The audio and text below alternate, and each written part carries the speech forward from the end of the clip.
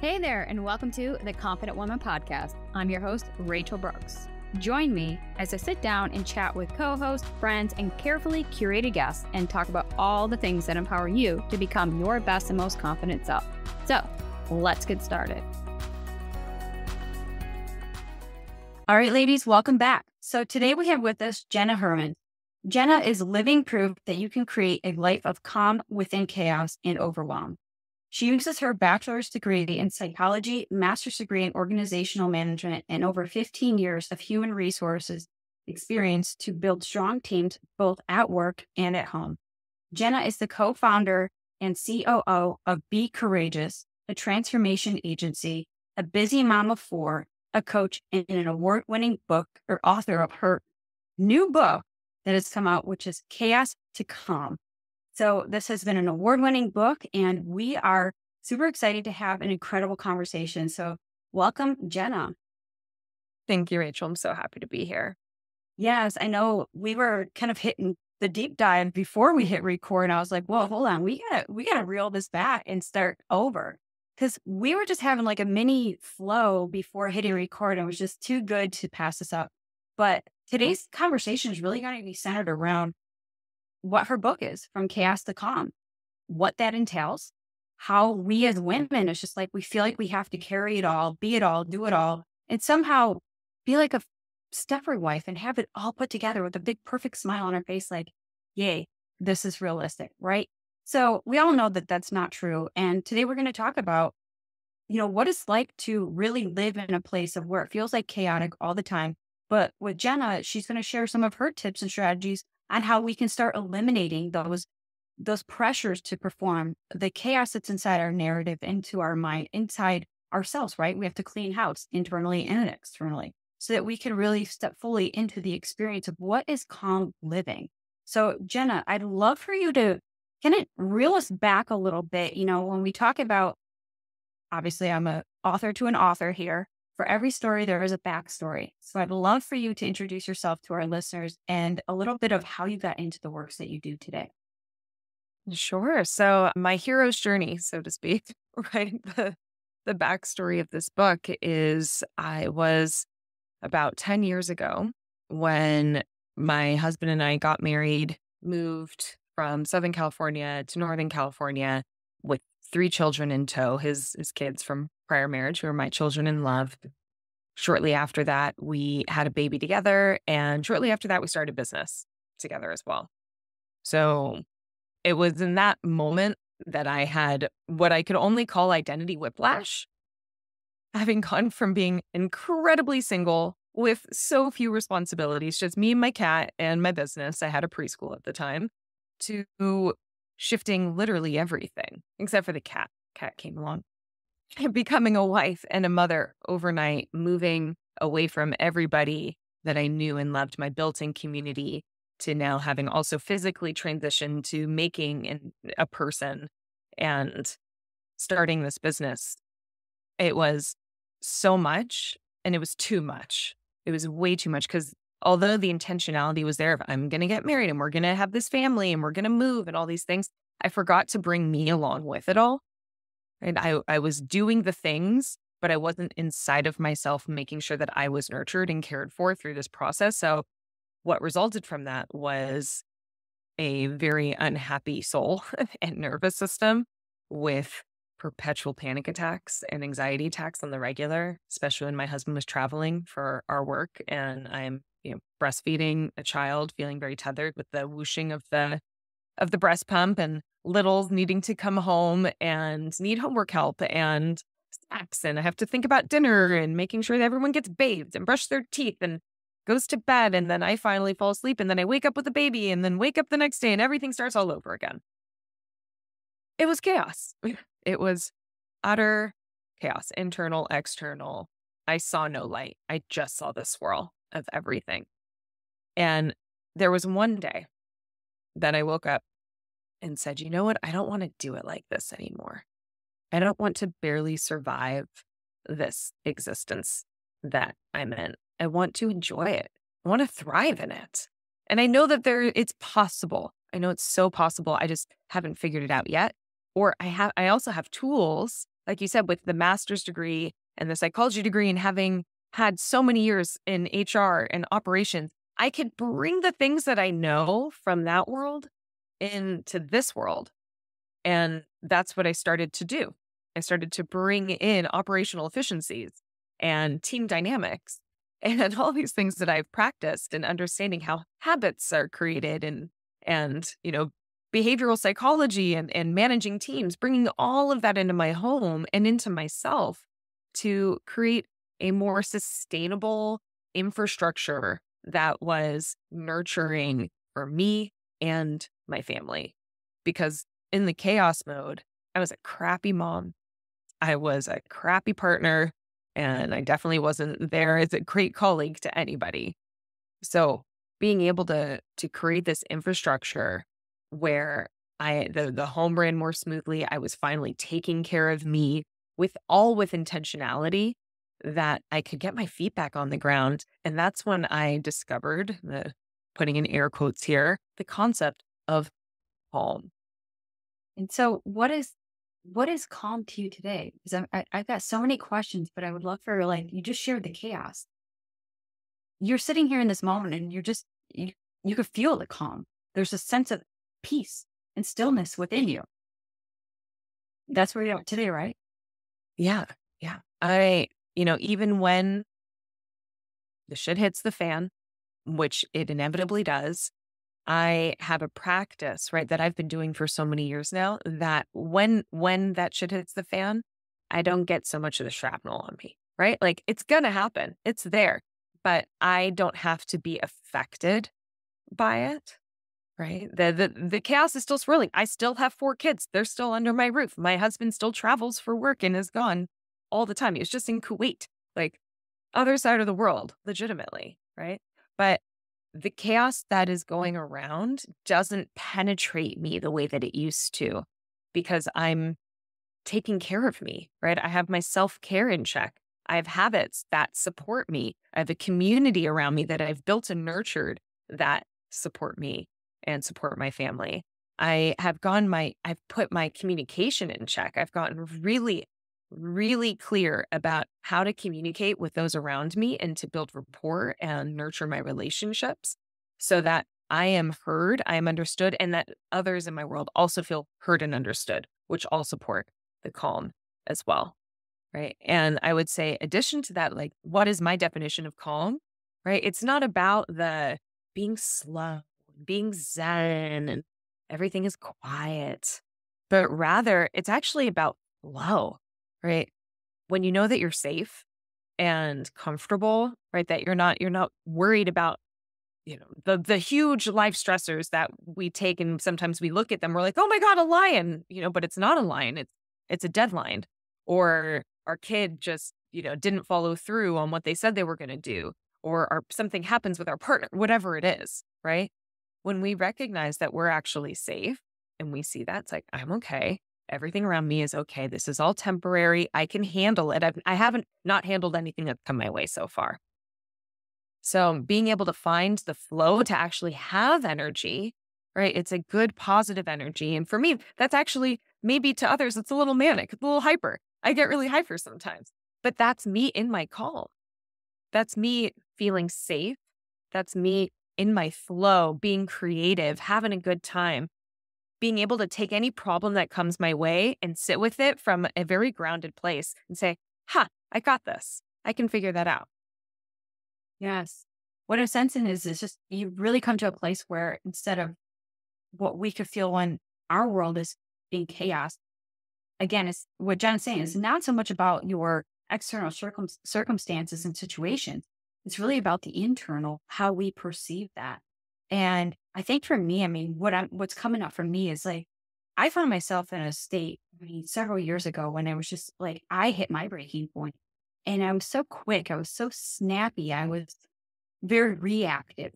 And there was a quote, are you going, or saying, are you reactive or are you responding in a timely fashion that makes you feel like there was a presence of pause so that you had a moment to really think about it?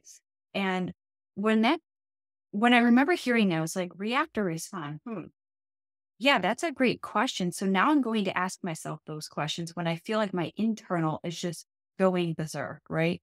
So I love that, you're really sharing these are everyday real life stories, moments of like everyone can relate to that. And like, how are we trying to do it all? And we have this narrative or this quote unquote cape that we wear as superwoman that we can manage and do it all. And if we're not doing it all and taking some Instagram worthy shots, then nobody sees it and it hadn't happened. So it doesn't exist. It's I think for me personally, I'm over that type, like that narrative, that script that we have to document everything in the waking moment of when things are so good. And it's like, no, when things are so good is when you should be in the present moment, just relishing in that. And that's exactly what you're saying is like, you didn't see me snapping the photos of all the chaos going on, right? So why would we do it only when things are calm? I don't know. I'd love to hear your take on that because obviously we talked briefly before hitting record about what it's like, for authors to share, online our lives, right? Because it's when we write books that are from the heart and it's so real and raw, how do we share in a way that still encapsulates that we're human and we struggle? And then just because we put out some quote unquote solution doesn't mean that we don't have any problems ever again. Oh, absolutely. And I think that that's such an interesting call out that you say that, Rachel, because that happens to literally everyone, right? Mhm. There's no one that doesn't have some sort of chaos or conflict in their world. And often I think some of the best content that people put up come from the learnings that they have from the conflict, from the chaos. It's like they've gone through it. They're seeing the other side and they're like, oh yeah, that's good stuff. I'm going to share that. Right? Like that's often so much of what we see is the aftermath, but not the hurricane that was happening during. And some people do that. Some people I think are very aware and conscious to post their chaos. Honestly, I just try to do as little as possible on social because curation or not, I don't know, it's just not my jam. And but it's so hard as a creator of someone who has created something or loves to create to then try to put this up in these portals, right? Into a portal where bazillions of people are and say, come, look at the thing I created. I created it for you. I hope that you get value and that you enjoy it and that you love it as much as I loved making it for you. And that's where my current I don't want to say conflict is, but maybe it is conflict. It's not chaos, that's for sure. But conflict of do I continue creating those things from the heart and saying, here, look what I made for you. It's like I keep making gifts, right? Mhm. I'm like, I'm making all these things. And I'm like, I'm giving you a gift and you a gift. And I want to give everybody the gifts. But everyone's like, huh? Yeah? What? I don't know. So my question is, do I keep making the gift? Yes. I'm going to answer that with a yes. And I'll tell you why. I'm literally in the season and I can relate to so much of what you said because as a creator, when we're in a place where it's constant flow, which is exactly what you're talking about in your book, the constant flow allows you to be plugged into your source, whatever that source is. For me, it's God. When, you know, you have that plugged into source, there's never a dry spout of inspiration, creativity, love, abundance, joy, all that stuff that we're craving, right? But it's the moment that we unplug because we think we have to go plug into what the world is telling us, that's where I found myself so unplugged and burned out. There was not a lick of creativity inside of me. And it was so hard to create from a place of creativity when the well had completely run dry. Hmm. And found myself just in this season of just like internally retreated. Like I just didn't even want to be out there in the quote unquote interwebs of social media. I didn't even have content that I could write about because I was just so internally focused on I have to produce, but I don't know what I'm producing. So therefore starts like, the self-combative narrative that I think we all experience. And I felt like on myself just kind of distancing from social media as a creator and even as a consumer as well. And I would just feel myself like I dried up just as much as creativity there. So again, we can't create from a place that there is no inspiration of creativity. There's no spark plug. There's nothing there. So I I think just from what I'm sharing here, and this is literally I'm talking through this in the moment, so it's weird. But the moment I started plugging back into my source was the moment that everything else kind of dissipated and I started to begin to see things again. The creativity, inspiration, all that started to come. And I was like, oh my gosh, there were so many lessons learned from when I had to take that step back and work on myself to repeat some of the lessons that I had just shared in my book as healing and growing, because we're always evolving. This is part of the evolution and the transformation that we as humans get to experience. But sometimes it feels like we still have to talk about from the place of when we wrote the content, when we wrote the book, when we were in that season. And I think for me, there was such a stronghold. There was something holding me back there where I felt like, but if I keep talking about this past of who I was to share the lessons in the book that was about my life 10 years ago, then how am I able to create anything in the current moment here today now? Mm, mhm, Do you see what I'm mm. saying? Oh, it's like I I had to cut so that see what cord. you're saying. You had to cut that You've cord. evolved. You have evolved over the past 10 years since your book has come out. But when people want to talk to you about the book, it's kind of ignoring all this decade of evolution that you've had. And then you're right back to where you were, which is not who you are Today. anymore. Right? Correct. It's not who you are today. And you know what's so interesting? I intellectually and soulfully so understand that. So Mhm. understand that. And my position is actually funny enough, like I've been, as the evolution has been happening, I've been creating in alignment with that evolution.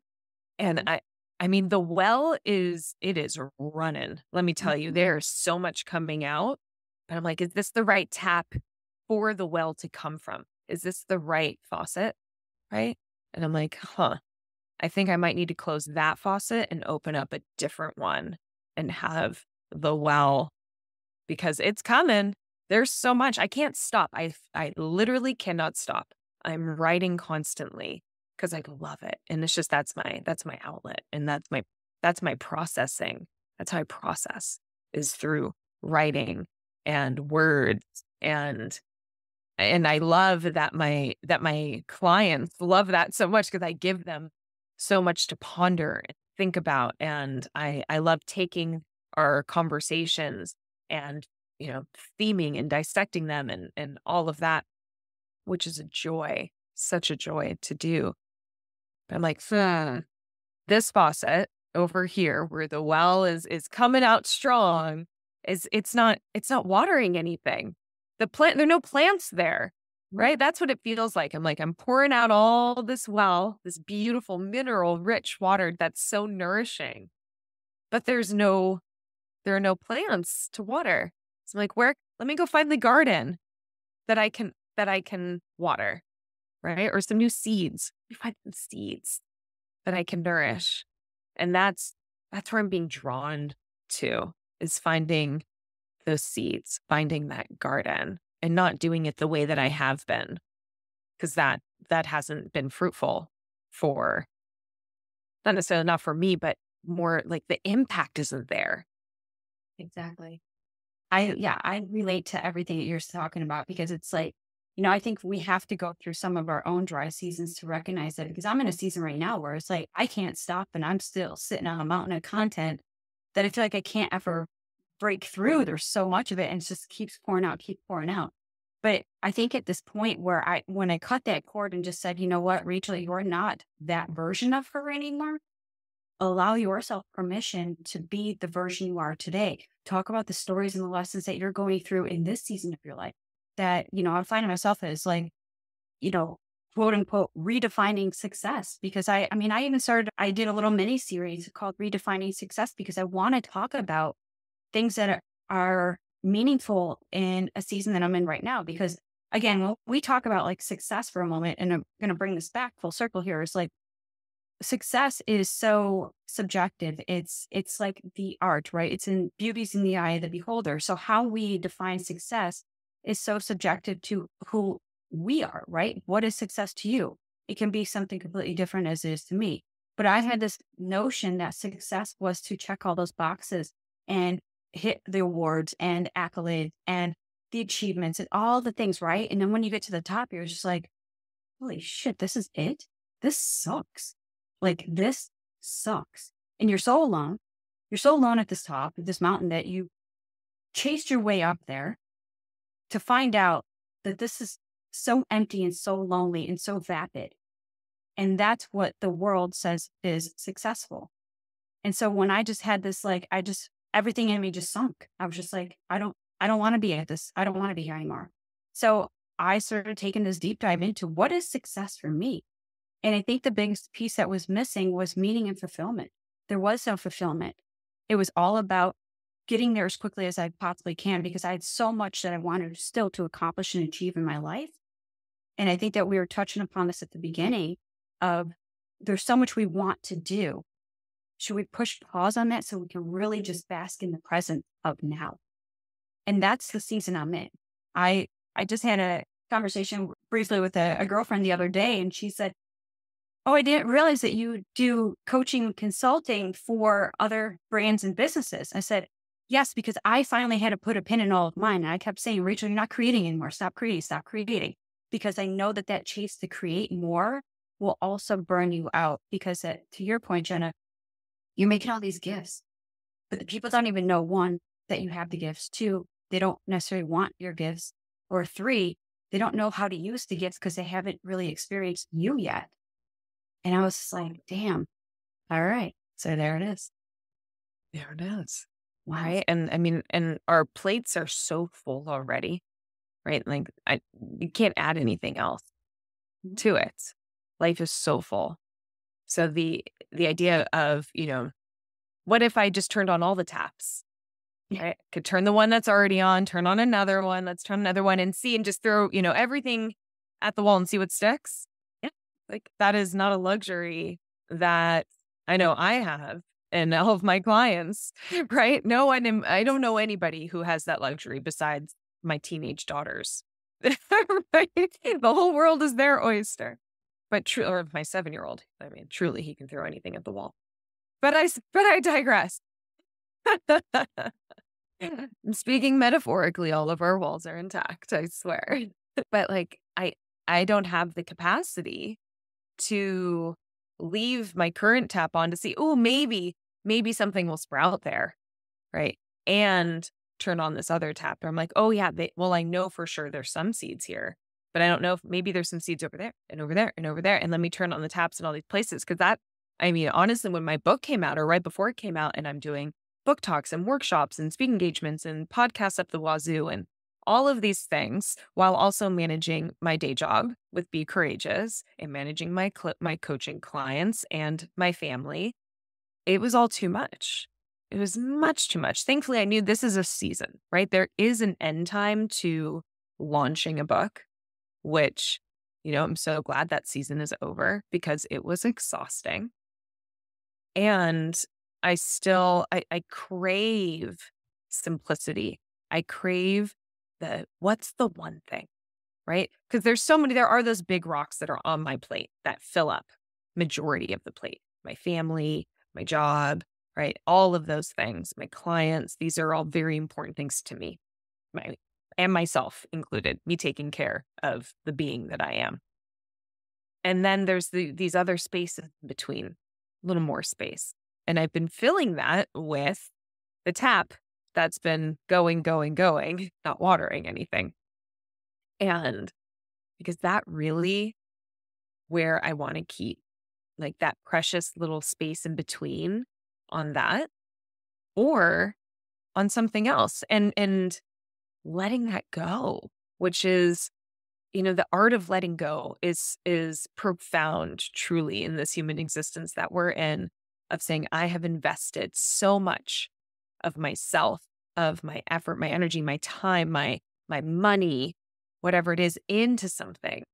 And then the potential heartbreak, right? Of letting something go and saying that's not serving anymore, or it's not serving the way that it used to.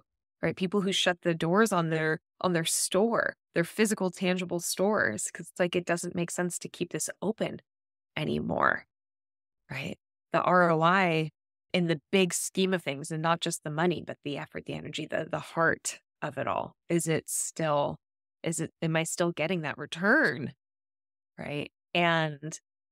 But I've put so much, I've given it so much, and I put so much into it. I can't let it go. But it's like, hmm. But is that actually, if you did let that go, would it make space for something new? Mhm. Right. That would have a much stronger ROI now and going forward. Yeah. And so And I feel like that crossroads is such a fascinating one. I love that you brought up the art of letting go. Because it's funny, I just wrote a post about this not too long ago, but it's so true because in order for us to let go, we have to lose something in order to gain something, right? Because we can't carry more, and we can't take everything on and do everything well and sustain that. And I think that that's what we're trying to do, is that what we want to take on, we want to know that we're giving it our all, that we have the capacity, that we have the strength, that we have the fortitude and courage to show up every day and consistently do the thing that we agreed to. But we can't do that if we're also living, in the past, straddling one foot into, well, what was, and straddling the what could be, because both of them still bring about anxiety. Both of them bring about some uncertainty and fear, right? Because there's the past experience where you already know is learned, but then the uncertainty of what could be on this other side. And I think from one creator to another, this is something that I've really exhibited, I think, into my own personal space, is I had to let go of creating for others, creating for what was. And I think this brings back to the former version of myself. And you hear this a lot, especially into like marketing and with business, that you're always serving for your customers and your clients, right? That's the audience. But as a creator and say a solopreneur or solo in your own space, if you keep creating content that doesn't fuel and inspire the creator, you, then that's not the quality of the potentiality of what you can create and deliver. Does that kind of make sense? So one of the things that I've been doing now is saying, I've been creating content for the past version of Rachel. I need to create content for me here and now. And that was the permission slip I think I gave myself that really set myself like, okay, it's time to go. It's time to create, set yourself free, let go of what was so that you can start gaining more of what is. And I don't know what's on the other side of gaining what more is, but what I can tell you, what I've experienced in this short amount of time, is more creativity, inspiration, freedom, peace, joy, love, stillness, all the stuff that you talk about in your book. And so those that are listening, ask yourself, what are you holding on to? Is there a piece of you that is still trying to keep the lights on and the doors open to your business, but there's no one home, no one home in the inspiration department. There's no one there, right? So maybe it's just not necessarily locking the doors forever, but maybe it's pause. Maybe it's just a temporary space that you give yourself to teeter between what was and what could be. And you can go venture, see if the grass really is greener over there. But again, it's greener wherever you water it, right? But sometimes the curiosity and the wonderment is just the watering that you need to say yes to that seed. Oh, yes. So much yes.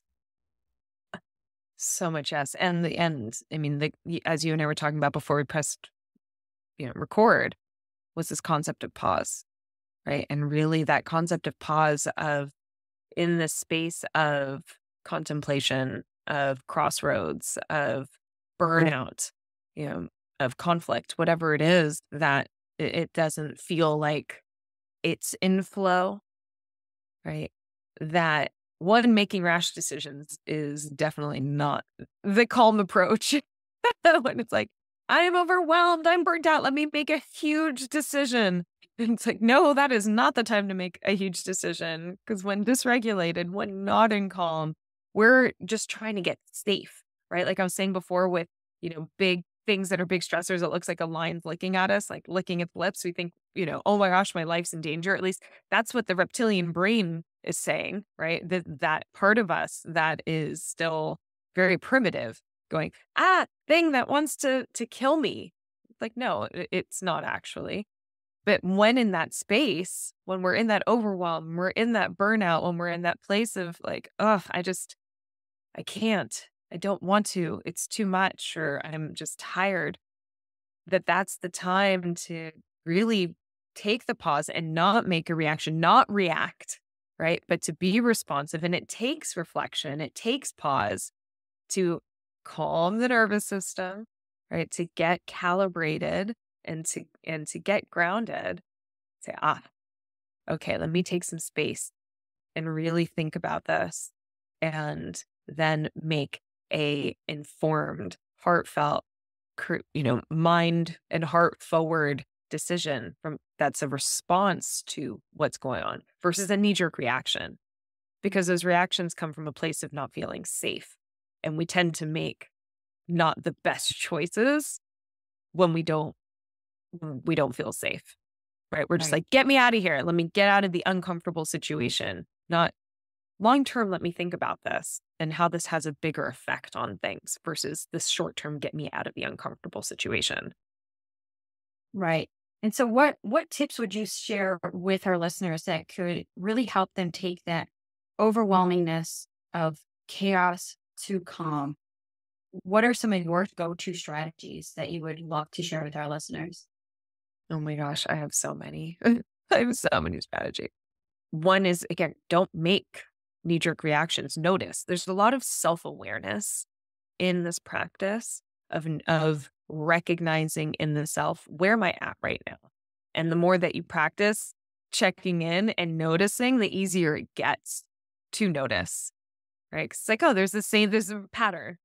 I know for myself, when I get dysregulated, right, and I get that stress response, and when I'm overwhelmed, I'm stressed, and everything heightens. My face gets hot.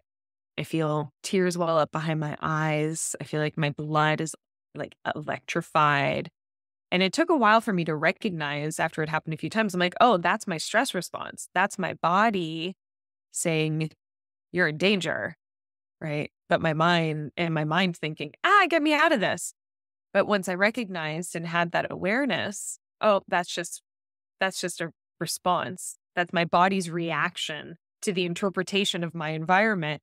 Then with that self-awareness, the tools come in to help calm the nervous system down so that then we can be more responsive. And that includes going outside, right? Just changing your environment, physically getting up and moving to a new space. That could also be just having some moments of quiet, right? Closing the eyes, putting on a timer, and just being for a couple of minutes. That could look like exercising. That could be going out and going for a run, or doing some jumping jacks, or dancing, right? Putting on a song and just dancing it out. And there are so many different tools. And I actually have a downloadable on my website that's called 2 Minutes to Calm, that has more than a dozen tools of things that you can do that help support the nervous system to calm it down in those moments, right? But there's myriad, and everyone takes to different ones differently. So I always recommend try different ones out, try them all and see which ones resonate more than others, and have those become your go-to. And to add on to that, if I may, that is kind of reactive calm versus proactive calm. And proactive calm are the things that we do even when we're not in stress, when our body isn't having that response. And that's the self-care. That's having efficiency in systems in our lives, right? Whether it be how we do laundry, or meal planning, feeding ourselves and our families, or task management of how we do, there's efficiencies that we can have in place that help create space for us to do not just what we have to do, but what we want to do, right? And communication skills, right? All the things I was talking about earlier, those were all kind of proactive calm. Because when we have that infrastructure in place, like we said in the beginning, when the shit hits the fan, when it inevitably does, it's not so overwhelming. It hits us less, right? And maybe not at all. Maybe it's like, oh, I see the chaos we're building. Cool. I know I'm good. I'm good. It doesn't penetrate me at all, actually. Right. Which takes a lot of practice and is something that can, like, anyone can get there with practice. But in the meantime, the usual, right, the normal, typical of what happens is that it becomes a lot easier to manage than before. Yes. So many good tips right there. So make sure you like rewind and jot those down because it's just all the things that we had to do before. And I love that you brought up the reactive and proactive. So how we can get ahead of it. Sometimes, like life is our greatest teacher. It will always show us something. But if we're just so busy blindly going through life that we miss the lessons that it's trying to teach us, we're just going to find ourselves in these habitual patterns and not be aware of what is going on. Like, why is it every time I turn the light switch or the fan switch on, shit is hitting the fan? Well, okay, take a step back. What are you doing before you even got into that room? Like, what are these, like, you got to ask yourself some hard questions at some point, or just a simple question like, pause. What happened? How did this happen again?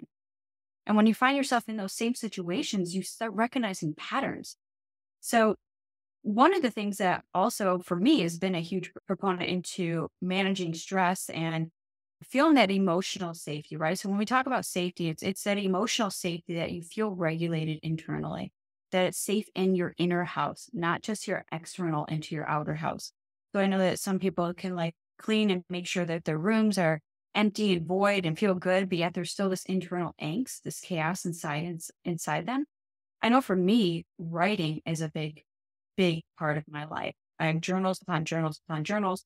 And if I'm out on a long walk and I don't have my journal, there's voice memos, there's text to speak to text into your apps. And then sometimes I'll send myself emails like Rachel and a little FYIs.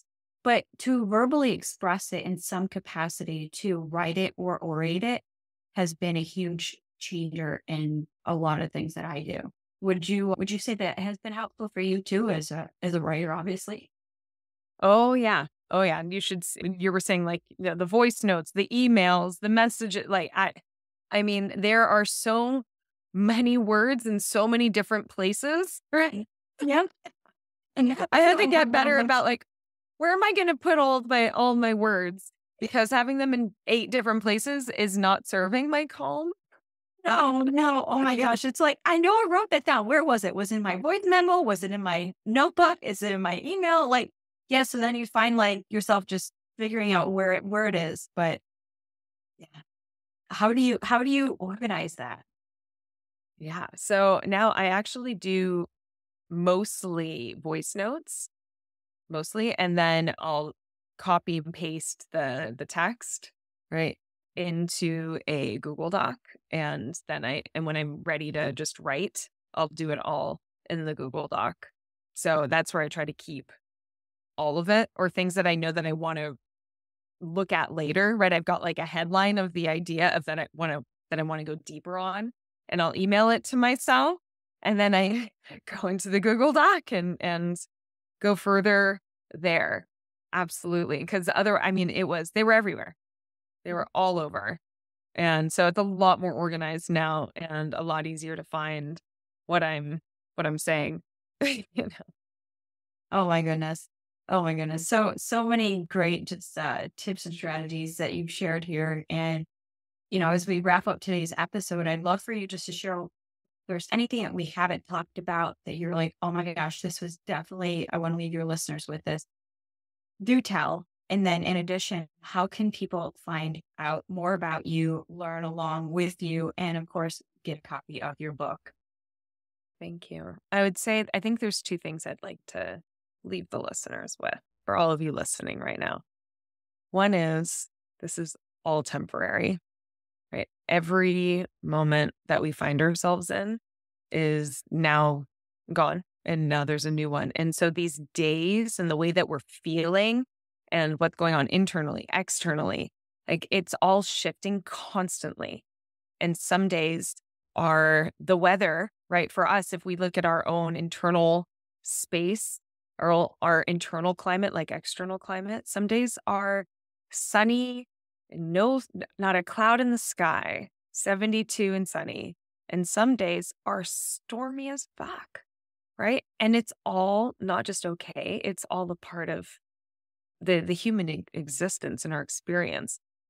But the noticing and saying, today I'm having a really stormy day doesn't make you a stormy person. And two, when you notice it, you get the opportunity to nurture yourself in that stormy state and to remember when you're in the 72 and sunny, oh yeah, I've been in this storm. I know how to navigate the storm. Should it come again, I know it goes away, right? It's not permanent. This is all temporary. All of it, storms and the 72 and sunnies. I'd say that's number one. And then the number two is that things take the time they take, right? We can't force ripening of fruit on the vine, right? Or on the tree. An apple grows on a tree. We can't force it to get ripe, to be ready to eat. And we have to allow for it to take the time that it takes. And it's the same for ourselves. I know way too many humans, they set a goal, they have this huge ambition, and they just want to be there already. Now. It's like, it doesn't work that way. If you try to pull that apple before it's ripe, it's going to taste pretty nasty. It's not going to be as good as if you allow for nature to take its course and to do things. And again, it's with intentionality, of course. It's not always a set it and forget it, and just like come back and study, but to recognize that things take time and to not be so hard on ourselves when they don't move at the pace in which we'd like for it to. So good. So good. Because I think, we can all relate to that. We're in such a haste to get there. And it's this race. Everything is this hustle and chase, and we've got to be there and we've got to be there. But I don't know if this comes with age, because I feel like as the older I get, the slower I get. And it's, I'm enjoying the season that I'm in. It's a slower pace, but it's a pace that I can actually enjoy. And I think that that's really what we're after, is that enjoyment, right? We want to enjoy this journey. But if we keep forcing things, as Jenna said, it's not going to turn out the way they expected or had hoped for or work so hard to achieve, right? So you got to let nature take its course, and in divine time, it'll all be perfect when it's ready. So give yourself a lot of grace, a lot of gratitude, and a lot of just love and kindness to yourself. You need more of that. So thank you, Jenna. And of course, how can people find you and buy a copy of your book? Yeah, so jennahermans.com is my website, just my personal website. I also have my Be Courageous website, which is bcrgs.com. It's Be Courageous without any vowels, just consonants. And the book can be found anywhere books are sold. It's, if you enjoy supporting your local bookstore and they don't have it currently on stock, they can get it for you. You can get it tomorrow via Amazon. You can get it from Barnes & Noble and Target, or you can get it through my website as well. And I'll write you a little note inside if you get it from there too. But anywhere your heart desires, it is available to you. Well, awesome. So of course, all that will be in the show notes below. So be sure to give Jenna a follow. And of course, if this episode resonates, shoot her a message. As a creator to creator, this is why we create, to connect, to know that our work has meaning and impact. So this is truly my heart to yours. So thank you, Jenna. Thank you so much, Rachel. Hey there. Thank you so much for joining me on today's episode of the Confident Woman Podcast. If you enjoyed today's episode as much as I did, please be sure to like, subscribe, and leave us a review. Thanks again for listening.